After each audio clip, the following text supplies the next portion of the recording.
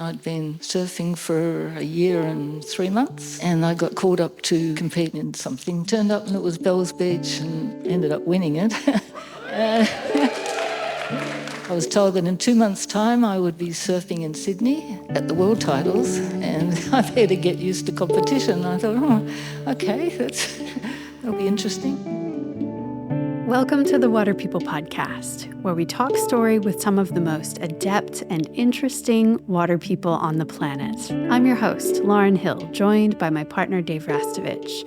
For us, this is a place to exchange not just ideas and practices, but stories, experiential knowledge gleaned from the aquatic adventures that shape us.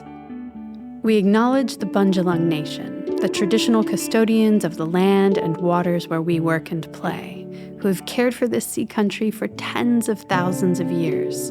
Respect and gratitude to all First Nations people, including elders past, present, and emerging. Let's raise a glass to something bigger than just great beer. Meet Stone and Wood, a brewery that thinks big and acts small. Today, we're live in conversation with 5-time national champ and 10-time winner of the prestigious Bells Beach Jarek event, Gail Couper. In the year 2000, she was inducted into the Australian Surfing Hall of Fame and awarded the Australian Sports Medal for Lifetime Achievement. Gail's been described as, quote, the greatest Bells surfer of all time. And I had the privilege of sitting down with her in front of her hometown audience in Lorne as part of the Great Ocean Road Women's Surf Festival. Held on Garabanud country, the festival offers opportunities for surfers from all backgrounds and experiences to come together and celebrate riding waves and the ocean. Special thanks to Surfing Victoria for having us and for hosting their all-inclusive festival to celebrate surfing.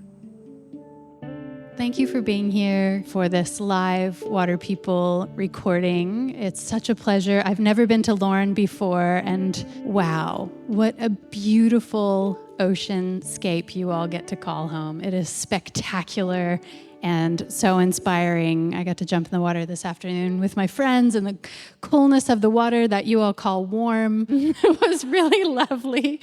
It's just such a pleasure to be here. I really want to say thank you to Surfing Vic for gathering us all here this evening. The theater isn't full, but that's not as important as the quality of connection that we have the opportunity to seize in gathering. Gathering together face to face is such an important part of what surf culture has always been. And what I've noticed over the years of being involved in the surf culture and surf industry is that oftentimes women's stories have been excluded, left out. And so each successive generation feels like they're the first generation, like they're pioneering, even though there have always been women in the water.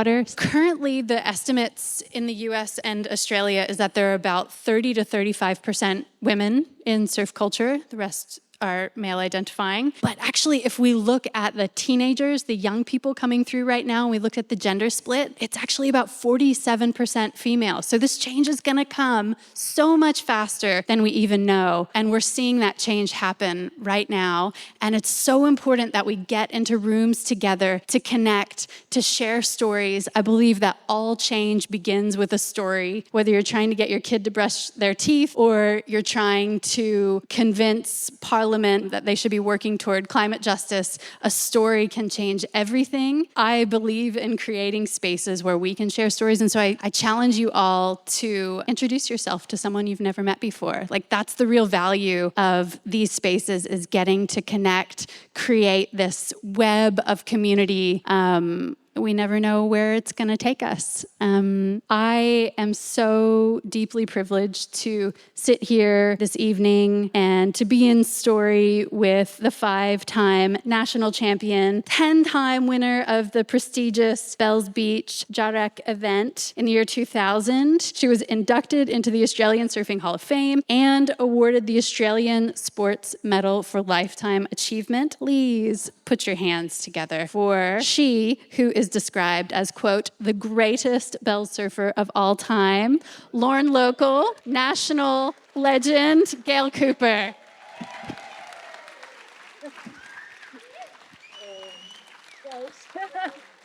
Gail, it's so important that while we still can, take the time to sit with our elders, especially the foremothers of surfing, to honor you, acknowledge you, and make sure these stories are documented for future generations. Thank you. Gail, Except you have to do something like this when it happens. we always begin the podcast by asking about a time or experience after which you were never the same. Would you be willing to share a story like that with us this evening? I figured you were a storyteller after I read some of the questions. It's really hard to sort of think back to something like that. I think probably as a year 10 student, and I'd been surfing for a year and 3 months, and I got called up to go and compete in something that I had no idea what it was. Turned up and it was Bells Beach, and I went in that and ended up winning it. Which turned out to be a Victorian Championship as well. And I was told that in 2 months' time I would be surfing in Sydney at the World Titles, and I better get used to competition. I thought, okay, that'll be interesting. So I turned up in Sydney and got introduced to, someone who was Australian champion and someone who was the best in New South Wales and whatever. And I thought, oh gosh, okay, am I going to even get any waves off these people? And ended up coming fourth. So I was quite happy with that as a school student. And next year I got second. So that kind of changed everything for me, really, because I thought, I might do all right at this competition business, because I was very keen on tennis. And that's where I was going, I thought. Been coached since I was 8, trained twice a week, played tennis with my family. I was going to be the next Margaret Court, I thought. That's sort of my scheme anyway. Nobody in Lorne played tennis other than adults. So I tried netball and hated it, and ended up having a go at surfing. So that was kind of where things went. I was looking for something in Lorne as a teenager, because I was probably 14 and a half when I started. A little bit late these days when you look at that, but... I was 14 too. I started surfing. Were you? Yeah. Well, Phyllis O'Donnell, I read, was 23, so we all start at different times. Yeah. It depends what environment you're in. So I was in Melbourne, and we moved here when I was 12, so, But we always came to Lorne for holidays, but you're on a rubber mat or a little wooden thing that you lay on. I think I had a blow-up horse or something. And it was such fun, we all just loved the beach and swimming. My dad was a fisherman, well, not professionally, but he loved fishing. And I'd roll skate in the morning and fish off the pier, catch nothing. In fact, if I caught something, I'd probably freak because you'd have to take it off the hook. So I never did trout fishing because you had to put a worm on or a mud eye or something that wriggled, and it was like, yeah. I kind of fell into it, really, because I couldn't do the sport I really wanted and didn't like the others on offer. What a testament to your athletic prowess. Like you just became national champion at your second choice sport. I was doing a lot of athletics, really. At school, I was not a long distance runner like Sally Fitz. I was a short distance, so 100, 200 metres, high jump, javelin. Probably javelin was my favourite thing. Yeah, so in the end, you've got to choose somewhere along the line as to what you're going to put all your time into. And surfing was a great one for after school. Wayne Lynch and I were given the use of a bathing box down at Lorne, so you could leave your big heavy board there and just race down after school and surf. There wasn't really time before school in the morning. Sorry, did you say a bathing box? Does everyone know what that is? Yeah. I don't. Can you tell me? It's a little wooden building that looks like a mini house, and they were sort of a British thing, and a lot of the seaside places had them all along the waterfront. And if you want to go and see some, go to Brighton. They've got them still. Lawns all got taken down to sort of make more of a public foreshore, but they were great, especially if the boards were heavy and had to trudge up the hill with them. Yeah, you could just leave them. And finally, we added people to it. Murray Walding came along, wanted to leave his there. Simon Buttonshaw wanted to leave his. The crowd, it grew. And it became kind of like a little clubhousey kind of thing, and we'd sit on the wall and all talk in between waves. So you'd have high tide, half tide wave out in front of the surf club, and then you'd wait for low tide on the point. So in between there was a lot of talking going on and discussing weather and swells and all kind of rubbish. But And that group grew, and in the end, there were probably 10, 12 women in the Lawn Board Riders Club. So the 60s wasn't like it was spoken about today down on the foreshore. It was really friendly. Guys and the girls all got along. It was kind of like what people are trying to achieve now, we had in the 60s, because we're all learning how to surf. And when you go and travel like to the States or wherever, they all felt the same. Those of us who began in the 60s had the best of it. It was fun and really friendly, and there were lots of families in the 70s and 80s. If you said you brought your mum along or your dad along, it was like, oh, but where do you get off? Grow up, kind of. That's so nice to hear, because we often hear about the deeply entrenched sexism and the violence of those later eras. No, So it's it wasn't like that at all. And even now, if you go to the World Surf League, when somebody starts their career, it's often supported by their parents. And then if they achieve a bit, make a bit of money, you'll see a coach come on board, and then you might see physiotherapist, or the team grows, kind of. But you often start with your parents, and that's exactly how it was for us. It was quite a family thing. So if you saw Mark Richards come, he'd come with his dad, sometimes his mum, but mostly his dad, and others. It wasn't a weird thing. And Victoria and New South Wales was very big on clubs. We're all bits of joiners, I think, and that was sort of a bit like today. And you'd travel, we'd surf against Urquhart's Bluff, Ocean Grove, Point Lonsdale, Torquay, Peninsula Board Riders. There's a couple of others I've forgotten.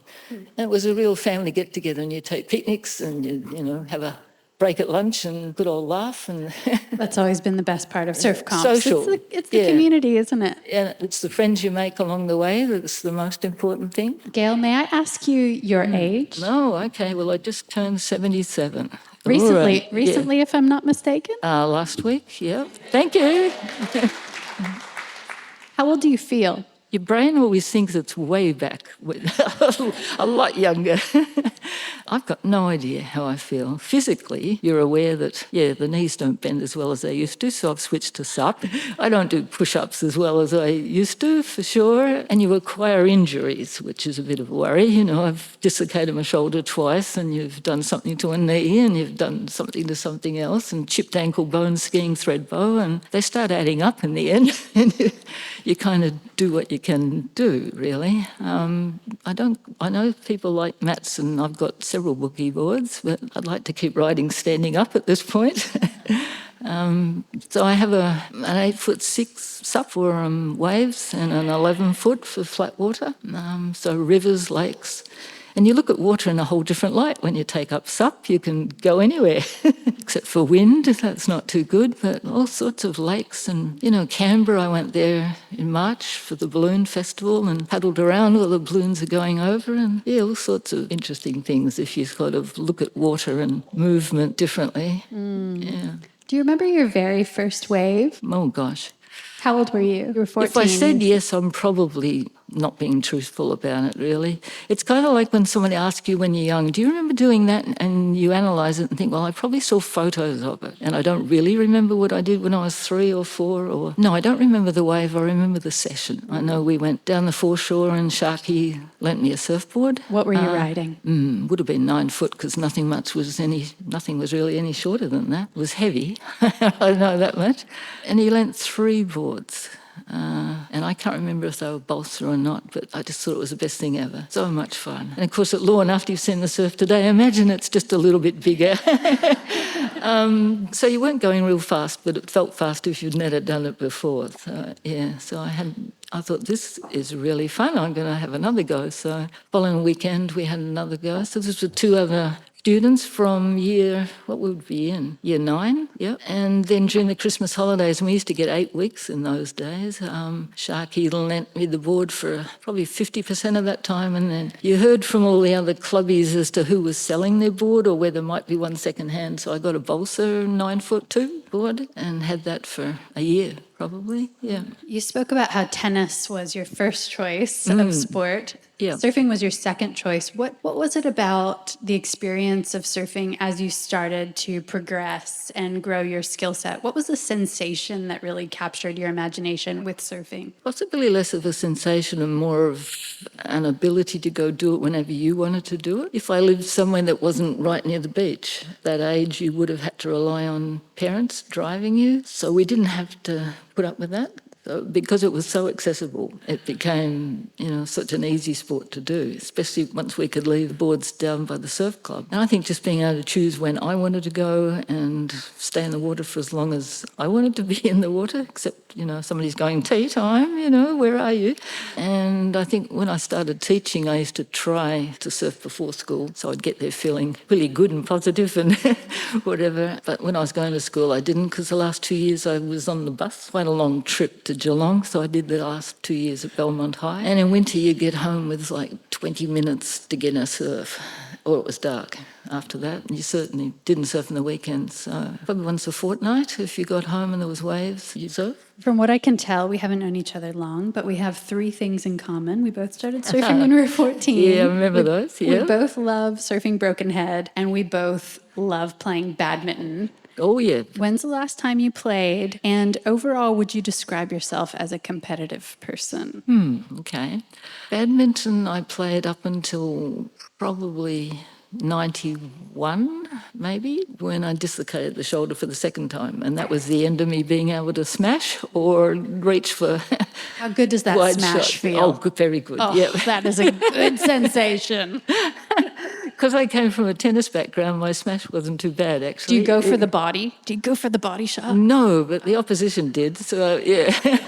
I used to try, my dad would teach me in tennis, always put it where the opposition isn't. So you had to develop your down-the-line shots, your cross-court shots, lob, and try to have a really good serve. So I actually wasn't too bad at it. So badminton, you had to get some very bad habits compared to tennis because, you do the wrist more, don't you? You do, yes. Yeah, you got to get the whip in there, and that's terrible for tennis. So I kept playing tennis though until, the shoulders kind of refers things to the elbow, and then you go, oh, gee, now I got tennis elbow. It's like, just surf, Gail, So would you call yourself a competitive person across many sports? Not in that I'm gun-ho competitive, but if I'm in a competition, well, yeah, you're there because you like to win. But I'm not going to be somebody who snakes somebody or, is aggro in the water.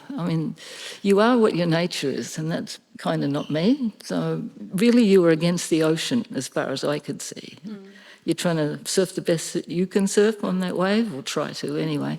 And the aim was to kind of improve your skills as you went. And if that meant you won, well, you did. And sometimes you could surf your very best and you didn't win, and that was okay because you came ashore feeling all right about how you surfed. It might be disappointing in some senses, but yeah. I'm curious about those early days in surfing competitively. Were there women's divisions? Were there girls' divisions? Or were you surfing against the boys? No, right from the start it was the women's. Those women's didn't start as early as the guys. I think it was 2 years after. I'm not too sure whether they just thought they weren't women out there. So it was always the women's. There weren't the different divisions though. There were so many guys surfing that they had open senior men's and juniors and women's. So you went to the nationals and there were 3 other divisions beside yourself.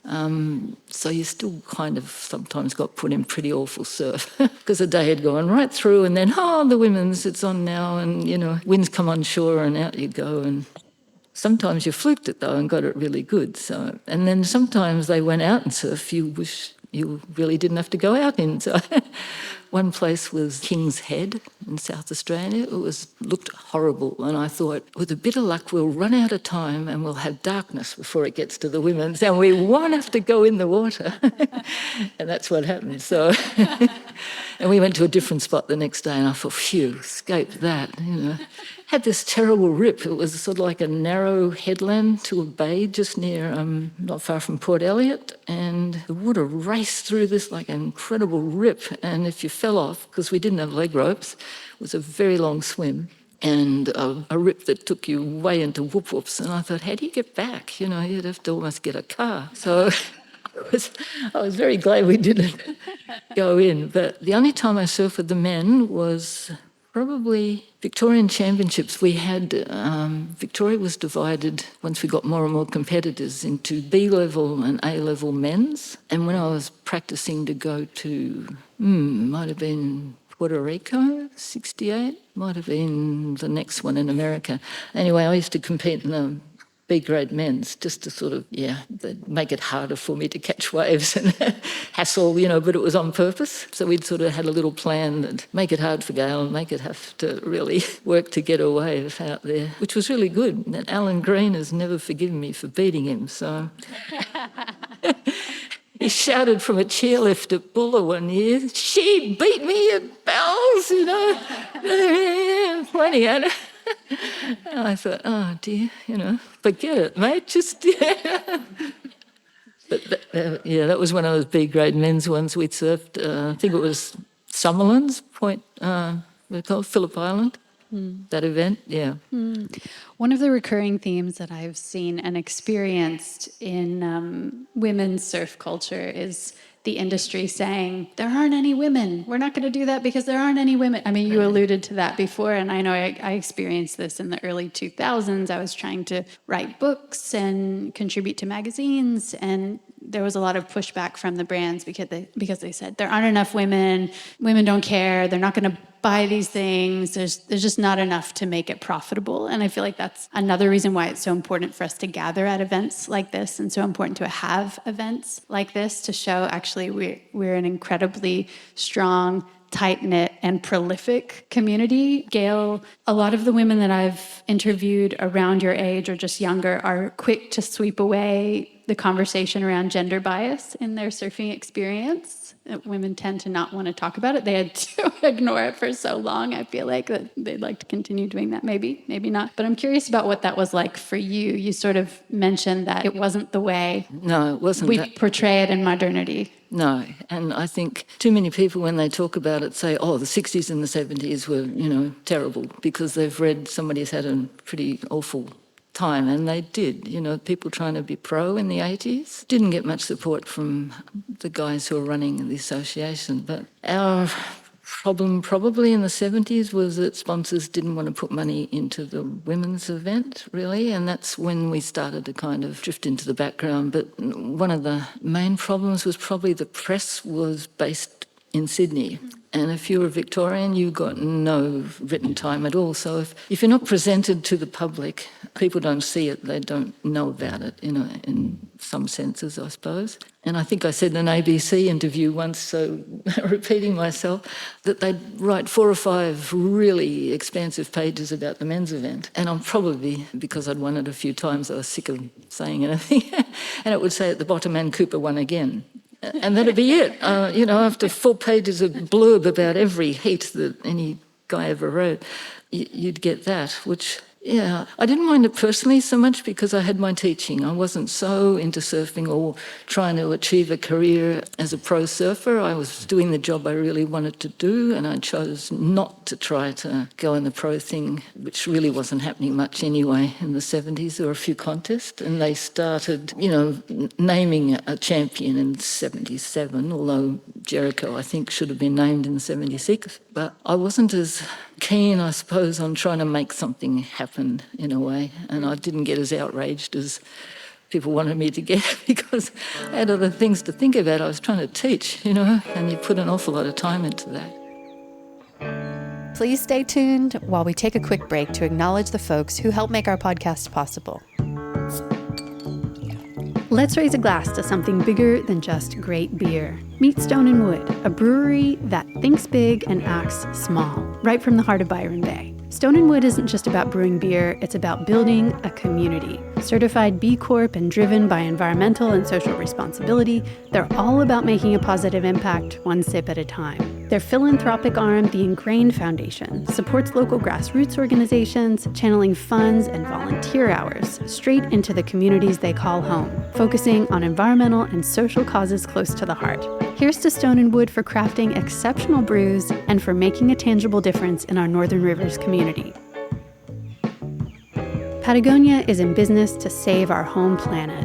Founded by Yvonne Chouinard in 1973, Patagonia is a surf and outdoor apparel company based in Ventura, California. As a certified B Corp and a founding member of 1% for the Planet, the company is recognized internationally for its product quality and environmental activism, as well as its contributions of nearly $230 million to environmental organizations. Patagonia's unique ownership structure reflects that Earth is its only shareholder. Profits not reinvested back into the business are paid as dividends to protect the planet. Futures makes the first surf fins from recycled fishing nets. Alpha Net Plus is an innovative collaboration between Futures Fins and Borreo, blending carbon and discarded fishing nets. To date, they've transformed more than 35,000 kilos, that's about 77,000 pounds, of discarded fishing nets into new Alpha fins at their headquarters in Huntington Beach, California. Nets that would have otherwise ended up in the ocean. Made for high performance and tested by the best, from our very own Dave Rastovich to friend of the podcast, John Florence, Alpha is available in a wide range of fins for those who want to make a difference with every wave you catch. Learn more at futuresfins.com. The best summer surf seasons go hand in hand with fried eyeballs.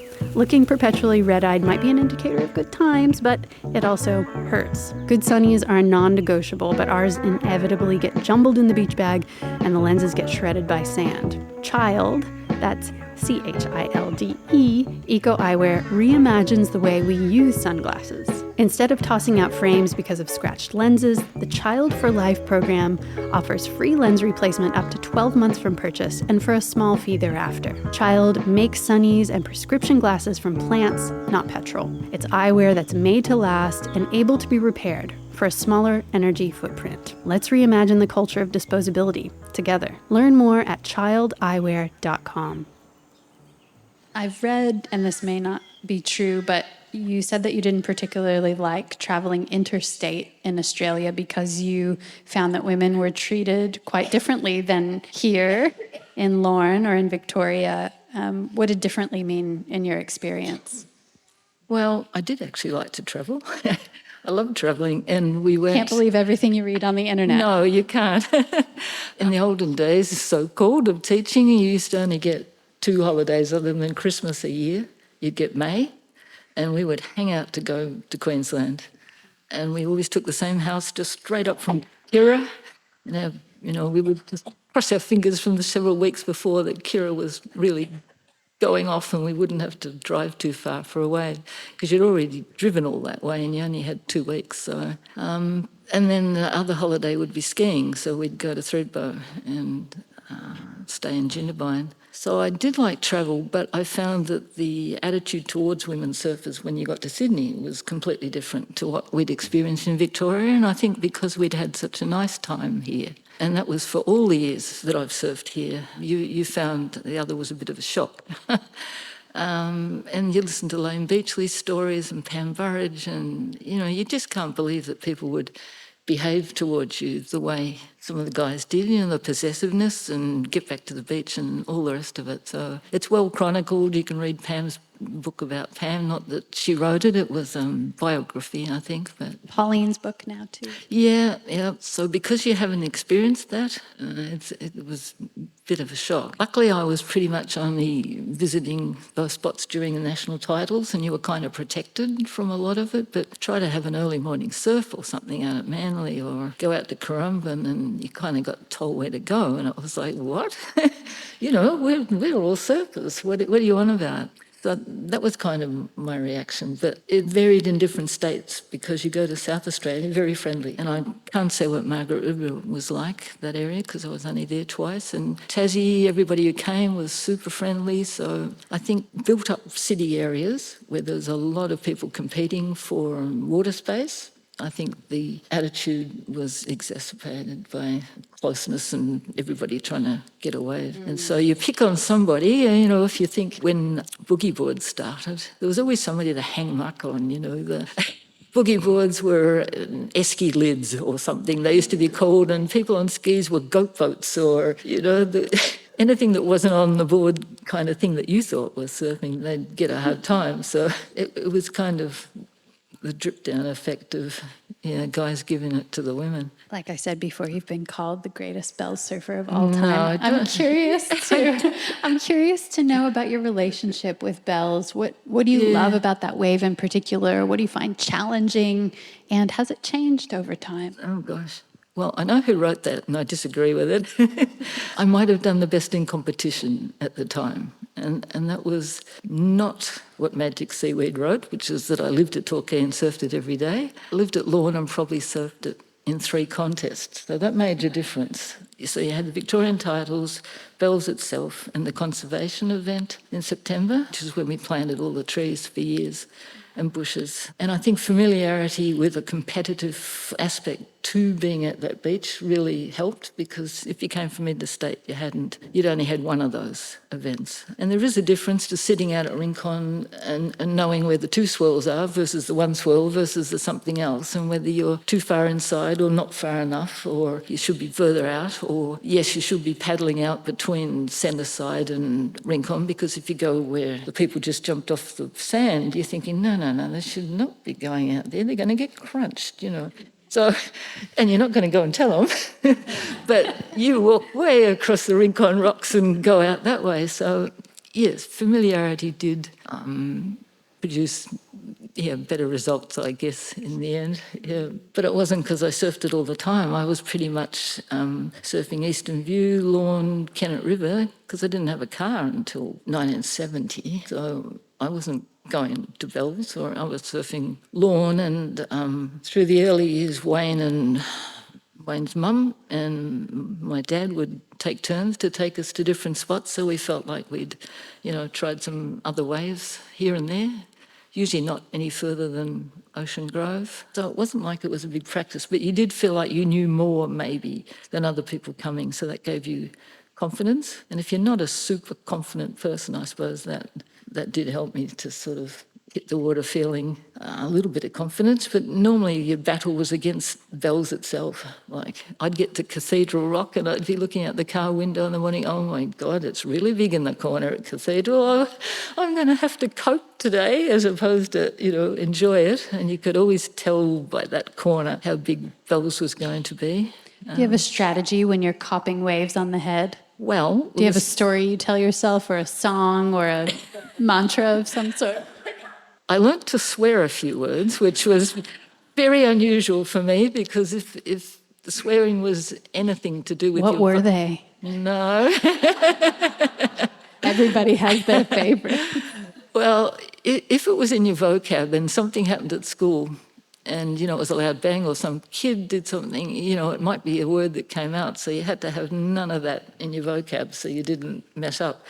But Bells, there's no leg ropes, so for a start, if you're going to get creamed, you probably incorrectly hung onto your board like heck, which is how I did my shoulder. Over the falls backwards in Hawaii and didn't let go of the board, and I should have, because I was a long way out, and that was a really dumb move. But anyway, so at Bells I'd learnt to either try to push it through or just stand on it and duck dive under the wave and to heck with the board and swim.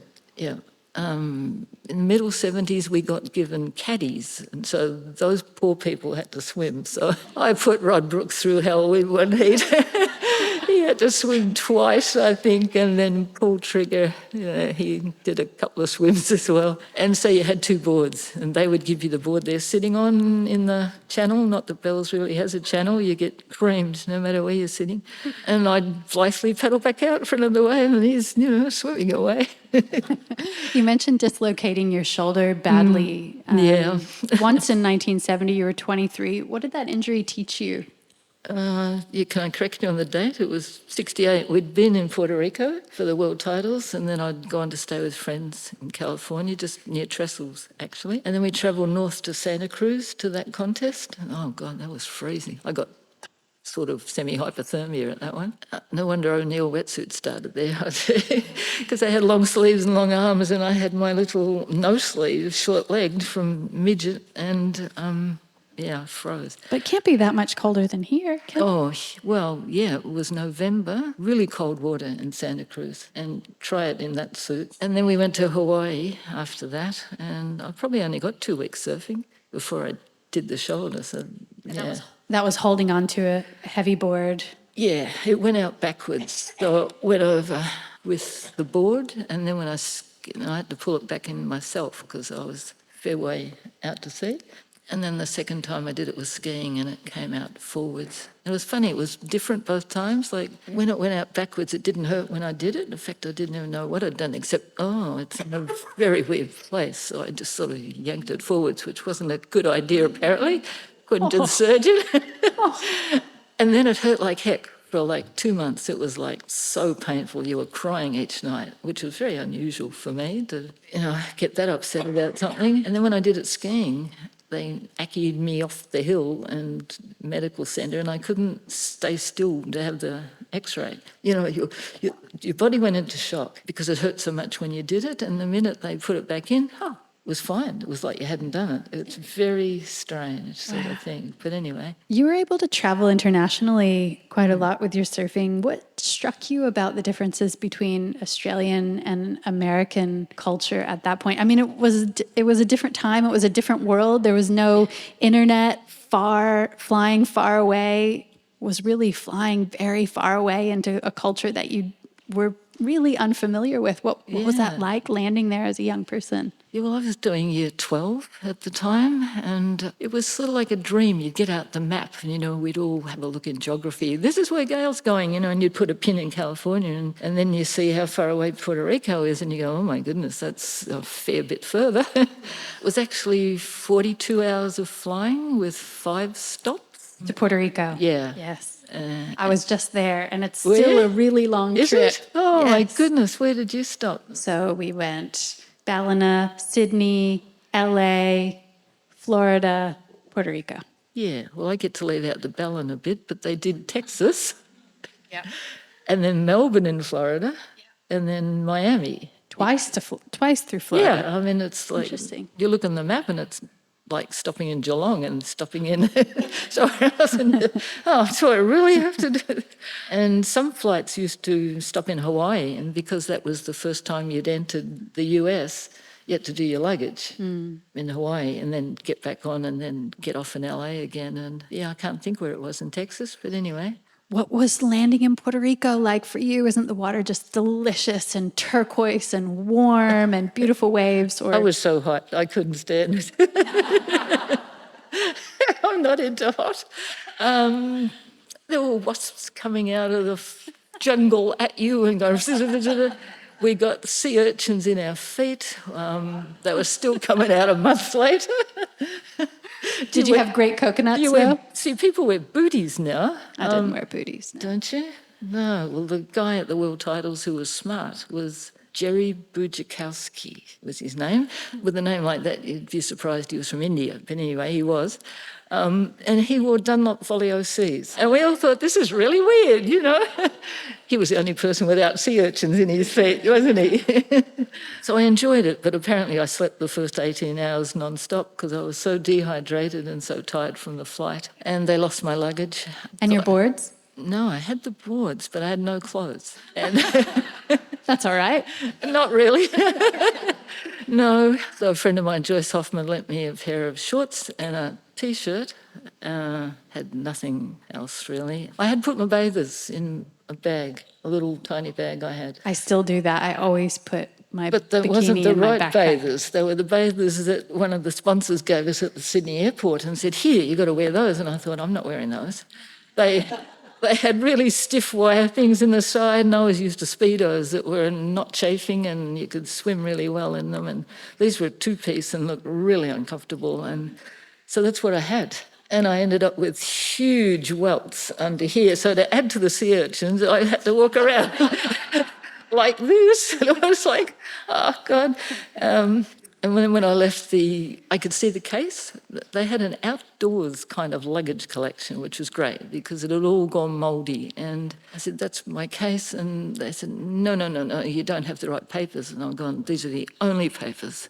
Could I please have my case? They wouldn't give it to me. I had to leave. We went to New York and it was freezing. And I had my one little summer suit I'd left Lorne in, and they were cooking chestnuts on the street corners and it was really, really cold. So the case turned up in California like 2 weeks later. I had to throw all the clothes away. They'd all gone mouldy. the whole lot. So, yeah, never did realise that, but at least I had the boards. Didn't surf all that great, but... What was the strangest thing that you ate during those early trips? We arrived there and there was no accommodation ready for us and no food. So we thought, okay, what are we going to eat? And the only thing we could find that didn't make us sick was French ice cream, bananas, maybe, I think, that were from somewhere else, maybe, and there was something else. And that's what I lived on for 5 days. And then we got put into the accommodation, which was the Villa Couper, which was like a motel. I've stayed there. Have you? Yeah, they had a dining room at the time. They still got that? Yeah. Has it improved? Like, has it got fancier? Or? I think it's been painted a few times. Has probably. it? Yeah. Did you find lots of beautiful sea glass on the beach then? Because now, I grew up in Florida, and Puerto Rico is like this incredible sea glassing capital of the world. Were you exploring in your downtime, or were you just focused on the job at hand? No, we didn't have transport. So when I arrived at the airport, and there was nobody there to meet us or anything, and we're going, what the heck, are we supposed to rent a vehicle or what? So Linda Benson arrived at the same time, and I didn't have a driver's license, and she did, and said, well, I'll rent the car and we'll, just go to where we're supposed to go, kind of thing, which was the other side of the island. And you would hear all these Volkswagen cars going around going ting, ting, ting, ting, ting, ting, ting, and they'd all disconnected the speedometer thingy so that the rent-a-car people didn't know how many Ks you'd done. And every car had a disconnected thing. So it was the typical noise of the time. So we'd get driven to the surf and dropped off. And often it was at spots where there wasn't any drinking water or nothing. The first week was really a bit interesting, I thought. But anyway, it got better. Who were the standout surfers of your era, Gail? Gosh. Who, when you think about the surfers who really deserve to be remembered and acknowledged for their surfing prowess, who do you think of? Well, they probably all have been in a way, because if we're talking internationally, then there was a lot more recognition of women surfing. I think in California it was a very strong culture. Two of the women who were probably the first pro-women surfers were Linda Benson and Joyce Hoffman, because they were sponsored by, Joyce was Triumph Motor Cars. Wherever she went in the world, they'd have one ready. Clothing companies, all manner of things, and if you get on the front of Time magazine, which she did, he's kind of made it in the States. And Linda had Hanson boards, and then Donald Takayama used to advertise her. She was on the front of Surf Guide magazine in 1965, and it wasn't a women's magazine. A lot of women surfed, and a lot of women out of Malibu surfed. And so it was pretty easy to promote women, I think, because they were at the beach all the time, and, a camera couldn't miss them because they're part of the whole scene. Hawaii was, as you know, there were a lot of women surfing, but there wasn't much money in Hawaii, so they struggled to actually sponsor anybody. Rel, when she came, was local motion boards, I think, and maybe one clothing company, but it was a bit of scraping and saving to get themselves to come to the Bells contest, and the prize money certainly wasn't worth what it cost you for the airfare. So, and then as far as Australian promotion goes, if you lived in Sydney, you got quite a bit of it. So Judy Trim, and obviously Pam Burrard should be, recognised. In fact, once people became world champions, then the press here went, oh, well, they can surf really well, and sort of gave quite a bit of publicity to it, which was, long overdue. Geelong Advertiser locally and the two Melbourne newspapers did a fantastic job as far as promoting surfing here, as with the contest. In fact, Surf Museum, when they had the 1970 retro exhibition, the panels were huge, bigger than that, and they're all taken from the Geelong Addy, and it was quite a lot of women in that and guys. So they always sent photographers, but you had to be from somewhere else to kind of get some publicity. And if you're overseas, you got more publicity. Yeah. I have to ask, Gail, how did Gidget land for you? Gidget, the film, is often blamed for over-popularizing surfing, making places like Malibu really crowded, even though it was well and truly crowded before Gidget came out. How did that film land for you? Kathy Kona was before me. I didn't even know about the film. So, Really? No. The first time I knew about surf films was 1964. 4, I think. And we used to go to the Pix Theatre in West Geelong, and that's where all the films were shot and then, shown, sorry. And then I wrote for the Geelong Advertiser for 1966 through to 72. And so I get to go and see the movies and write about them. And also my column was all about what Surfing Australia was doing, Surfing Victoria, any news that was happening in the world. So that was when I kind of found out about films. Wayne probably told me about the first film to go see, which might have been one of Bruce Brown's films, perhaps. It just completely escaped me, but I was just studying and going surfing, yeah. You mentioned the important work that you did with the Australian Surf Riders Association. You all worked to create the Bells Beach Surfing Recreation Reserve, Australia's and the world's first protected surfing reserve. You were part of the team who has left that incredible legacy. And I feel like that's such a great touch point for all of us in modernity to see the way that the people before us have cared enough to stand up and do something and protect these sacred places. Why was that volunteer work important to you? Well, it was the Victorian and National Committee, which at the time Victoria took over the running of the National Association in mid-1969. New South Wales had been running it, and they had hovering over them the fact that they had to run the world titles. That was supposed to happen in 1970. So Victoria took over, and we'd already been doing the conservation contest at Bells, where you surfed in the event, and as you came out of the water, somebody dug holes, somebody planted trees, and we planted hundreds and hundreds over a few years. The road that got built kind of changed things a little bit. We lost a few, but we sort of put more in different spots. And my dad was president of Surfing Australia at the time, and his job was helping farmers with degradation of their land, so trying to stop erosion, get rid of noxious weeds, and so he had an interest anyway in conservation, and everybody else on the committee agreed anyway. So that contest did come along with the trailer and, all the native and indigenous plants, and we'd plant them. And so it didn't just kind of happen. It was a culture of caring about the environment, and we didn't want anything built there. Shire mooted maybe a couple of shops or maybe toilet block, or they floated a few ideas which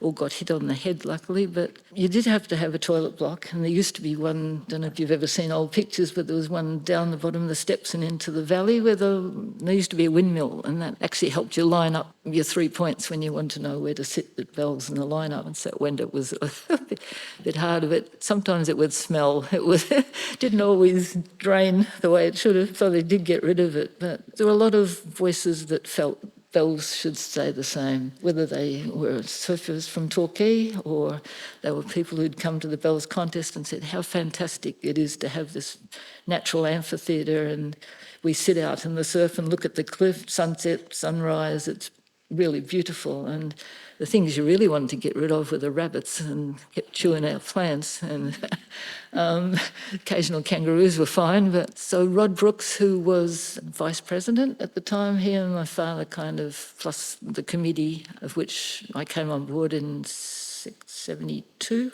I think, made the application to the state government, and Barrabool Shire, which is what it was called then, backed us up and said, well, we're for this, let's see if we can get it gazetted. So I think it was 1973, maybe, April, was the big presentation of an announcement. And you can't now see what it was that we kind of had the ceremony around, which was a large white concrete wave. Have you found that at all?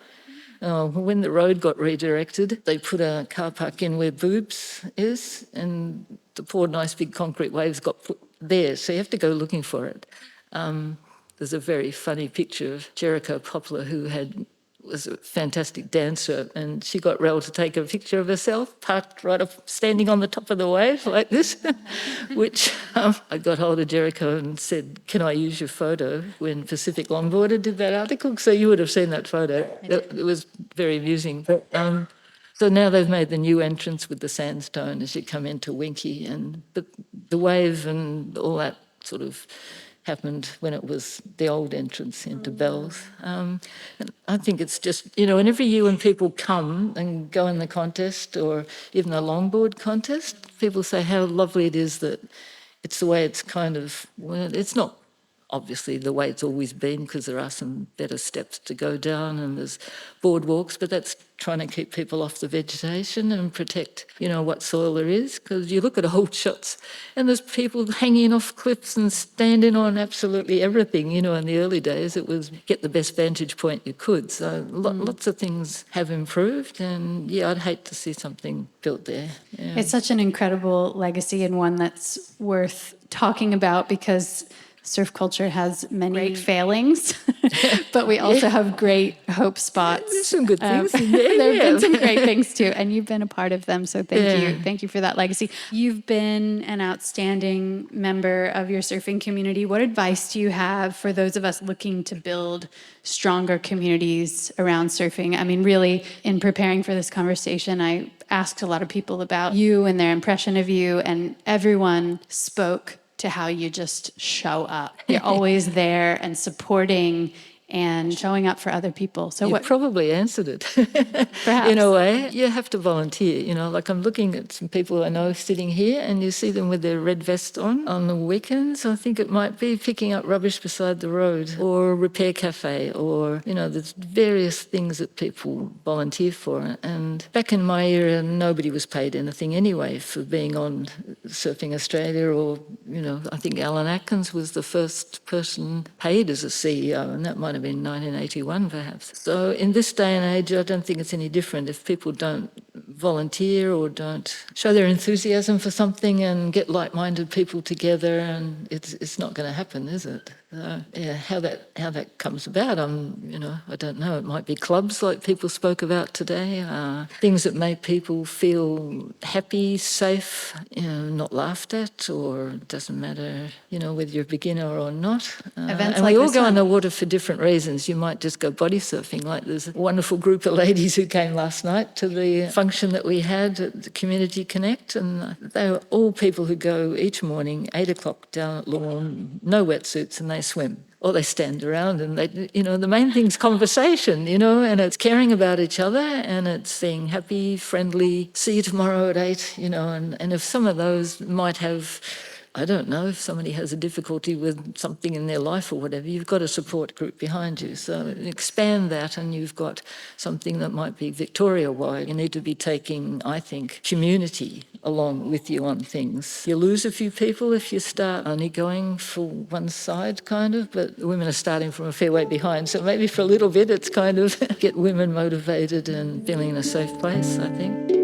Thanks for listening with us today. If you like what you heard, please consider sharing an episode with a friend. Our editor this season is the multi-talented, absolute legend, Ben Jake Alexander. The soundtrack was composed by Shannon Soul Carroll, with additional tunes by Dave and Ben. We have a few new Water People experiments this season. You can find every episode of the podcast on our Water People YouTube page, or subscribe to our very infrequent newsletter to get book recommendations, questions we're pondering, and behind-the-scenes glimpses into recording the podcast and more via our website, waterpeoplepodcast.com. We'll be continuing today's conversation on Instagram, where we're at Water People Podcast.